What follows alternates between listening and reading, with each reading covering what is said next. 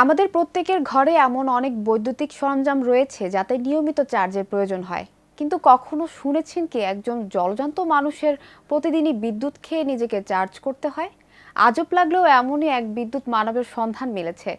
বিদ্যুৎ খেয়ে শক্তি পাওয়া এই ব্যক্তি এখন বিশ্ববাসীর নজরে এক বিস্ময় মানবে পরিণত হয়েছেন। কোথায় এবং কিভাবে তিনি অবিশ্বাস্য এই কাজটি করছেন, বিস্তারিত জানাচ্ছেন পলাশ খান। প্রায় 10 বছর আগে একদিন হঠাৎ লক্ষ্য করেন বিদ্যুৎ তার শরীরে কোনো প্রভাবই ফেলতে পারে না। এরপর প্রায় 11,000 ভোল্টেজের মতো উচ্চচাপের বিদ্যুৎ অনায়াসে তিনি মুখের মধ্যে চেপে রাখতে পারেন।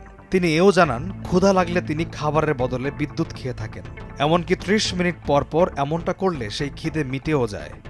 তার স্ত্রীর ভাষ্য, তার গোটা শরীরটাই যেন একটি বিদ্যুতের ভাণ্ডার।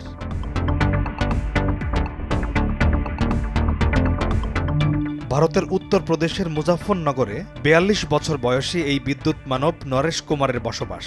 বিদ্যুৎ নিয়ে তিনি হরেক রকমের কেরামতি দেখাতে পারেন। নরেশ কুমারের দাবি তিনি বিদ্যুৎ খেয়ে শক্তি সংগ্রহ করতে পারেন। এজন্য তাকে বলা হয় দ্য হিউম্যান লাইট বাল্ব বা মানববাতি।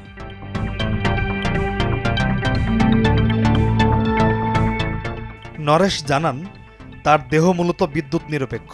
উচ্চ ভোল্টেজ প্রবাহিত হলেও কোনো ক্ষতি হয় না তার দেহের। আর এই বিষয়টির প্রমাণও দেখিয়ে দেন নরেশ। 11,000 ভোল্টেজের বৈদ্যুতিক তার মুখের মধ্যে নিয়ে অনায়াসে বসে থাকতে পারেন তিনি। তবে বিদ্যুৎ থেকে তার এই শক্তি পাওয়ার বিষয়টি সবচেয়ে আশ্চর্যজনক।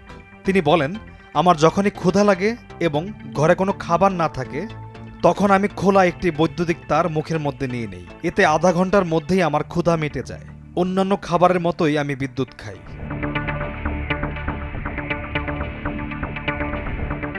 5 সন্তানের পিতা নরেশ একটি হাসপাতালে মৃতদেহ গোসল করানোর কাজ করেন। তার দেহের বিদ্যুতের এই অসম্ভব ক্ষমতা তিনি 10 বছর আগে আবিষ্কার করেন। ঘটনাটি ছিল, একদিন তিনি দুর্ভাগ্যক্রমে একটি বৈদ্যুতিক তার স্পর্শ করে বসেন, কিন্তু তিনি খেয়াল করলেন যে তাতে তার কোনো সমস্যাই হচ্ছে না। এরপর দেখলেন খালি হাতে যে কোনো বৈদ্যুতিক যন্ত্র ধরতে পারেন তিনি। তার দাবি, এতে তার কোনো ক্ষতিই হয় না, বরং তার দেহে শক্তি বেড়ে যায়।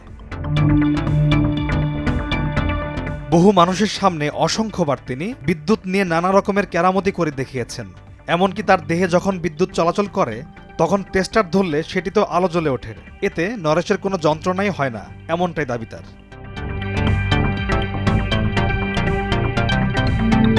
তবে কিভাবে তার এই বিদ্যুৎ সহ্য করার ক্ষমতা জন্মালো, এর কোনো বৈজ্ঞানিক ব্যাখ্যা এখনো মেলেনি। কিছু গবেষক মনে করেন শরীরে ঘর্মগ্রন্থির অভাব থাকলে এমনটা হতে পারে। কেউ বলছেন তার শরীরের গঠন বিন্যাসী হয়তো এমন বিদ্যুৎ রোধক। আবার অনেকে মনে করছেন তার স্নায়ুর সমস্যা থাকতে পারে।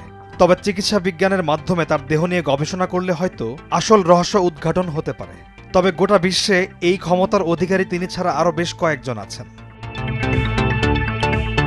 পলাশ খান, নিউজ ডেস্ক, ভোরের কাগজ।